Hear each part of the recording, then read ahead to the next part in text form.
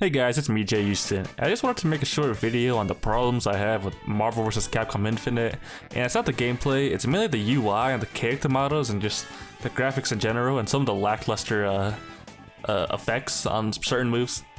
So I waited until after E3 so I could see as much footage as possible, and comparing it to Dragon Ball FighterZ, you can tell what the better game is just by looking at it. Before I get into it, I just want to say I know gameplay is more important than graphics, but when your game has just lacking an aesthetic or something, it just looks so uninspired.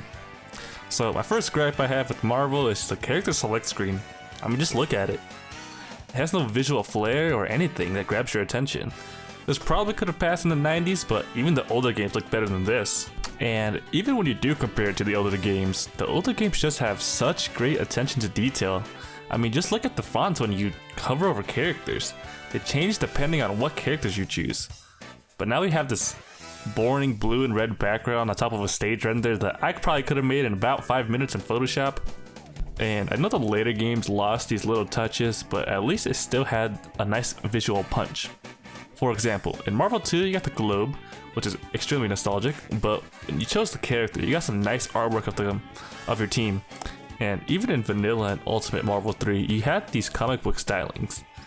And I know these things can change in 3 months, but in Infinite you just have renders of these character models. And a lot of those models look awful. Which brings me to my next problem.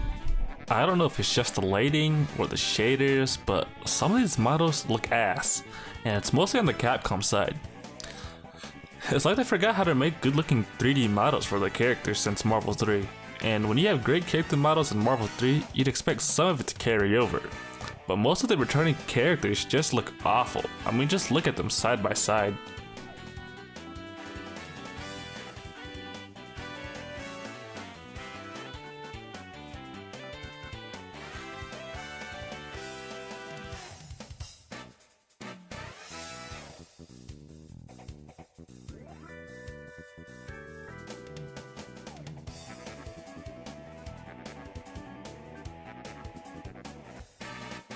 Alright, in-game the models look a lot better when it's moving and stuff, but when the HP and super bars look like that, I can't defend it.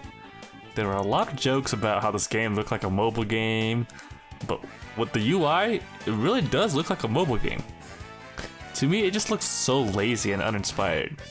I mean, I hope they can change some of these things in the next 3 months, but I highly doubt it. Since there was massive backlash about these sort of things in Street Fighter V and like Ken's face and stuff, but that stuff never changed. And my last problem is the roster. Yeah, it's not a 3v3 fighting game anymore, so they can blame the small roster on that, but if the leaks are true, 28 characters ain't shit. And when they're keeping all the cool new characters behind a paywall, it just feels awful. Currently, according to the leaks, 10 out of 28 characters are going to be new characters. And I know that they're giving the returning characters new tools and stuff, but I want to try new characters or some legacy characters from older Marvel games. So I hope some of these things will be addressed in the coming months, but I have very little faith in Capcom. Gameplay wise, the game looks really fun to play, but visually it's just so boring and uninspired. Do you feel the same way I do about the game?